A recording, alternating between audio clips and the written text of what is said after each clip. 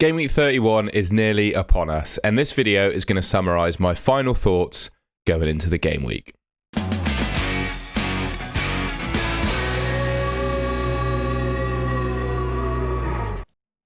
My final thoughts going into the game week are essentially around two players, and I imagine they're quite common across most of the game. James Maddison and Marcus Rashford are very highly owned amongst FPL players, and I think everyone is going to be considering getting rid of at least one of these two players, might be both.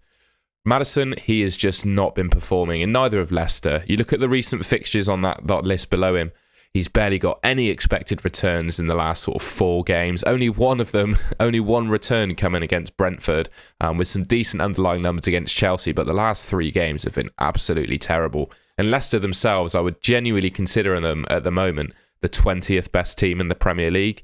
So for me, he's definitely a player I'm considering getting rid of. And in fact, I'm actually considering getting rid of him over Marcus Rashford due to the particular situation that my team is in, with a view to free hit in game week 32.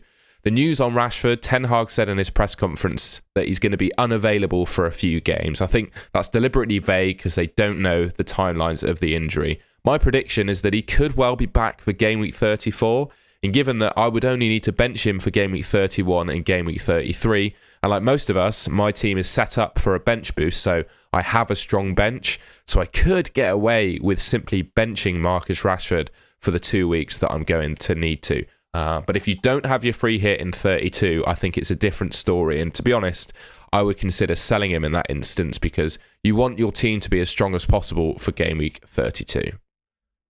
And I think when looking at bringing in replacements and actually whether to sell the players in the first place, you need to be cognizant of the remaining fixtures that these teams have got left. So Leicester, yes, they've got some decent fixtures, but they don't double in 34. They obviously don't blank in 32 like some teams do. So that's one of the positives to keeping James Maddison.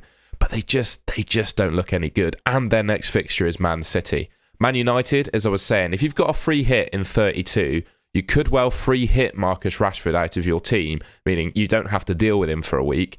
Bench him maybe for 33 with Tottenham, and then for 34, he could well be back for Villa and Brighton in a double. And personally, I think that's a really nice double game week. And looking across the list of the double game weeks in 34, on paper, they look like really good sort of double game week fixtures. But when you delve a bit deeper, I'm trying to not get caught up too much in the allure of double game week 34. So the Brighton players, yes, I think the 3 or 4 Brighton players that are pickable options in FPL at the moment, they're fantastic options for 34, you know.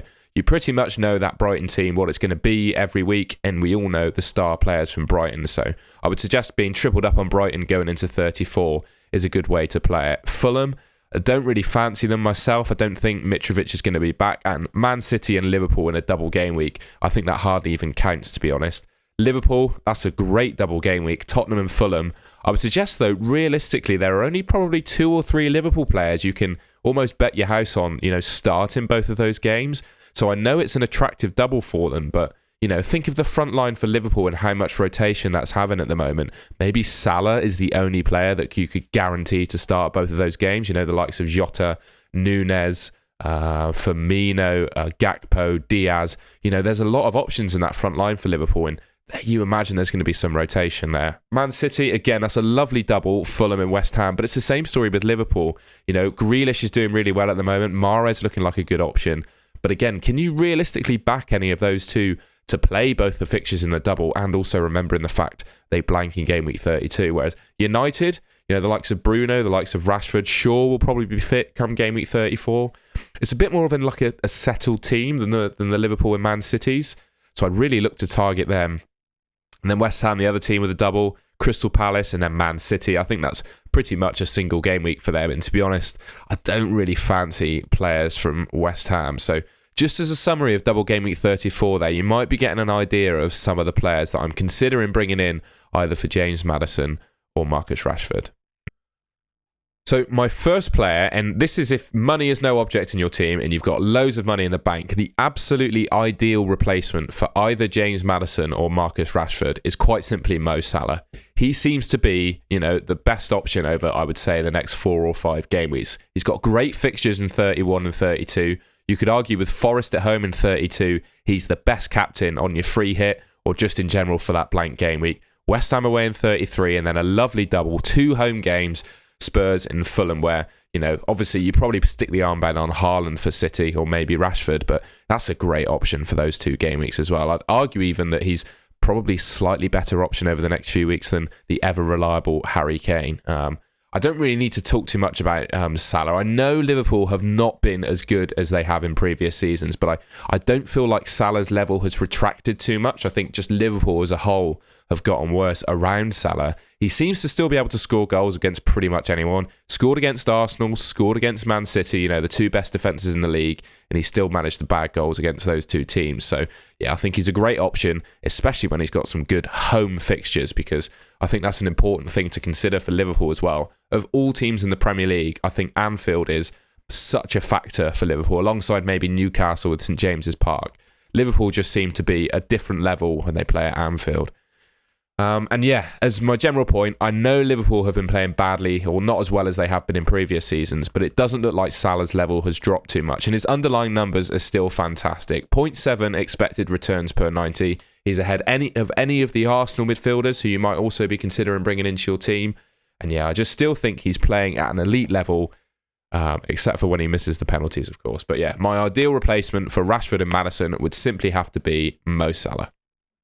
Now, you might well not be swimming in cash in FPL at the moment, and that's fine. There are still some players you can bring in to replace either Rashford or Maddison. Now, first on my list is Martin Odegaard from Arsenal. Now, you'd be picking him maybe over someone like Martinelli and Trossard in that Arsenal midfield, due to the fact that he's probably more nailed to start than Martinelli and Trossard.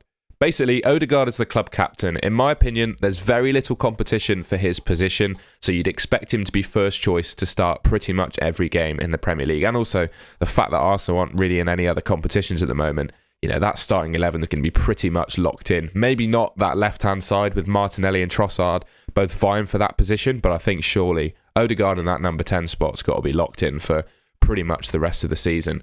And when you look at the underlying numbers across the Arsenal midfield, there's very little to split them at all, and you'll see that when I move on to the next player, who's an Arsenal midfielder.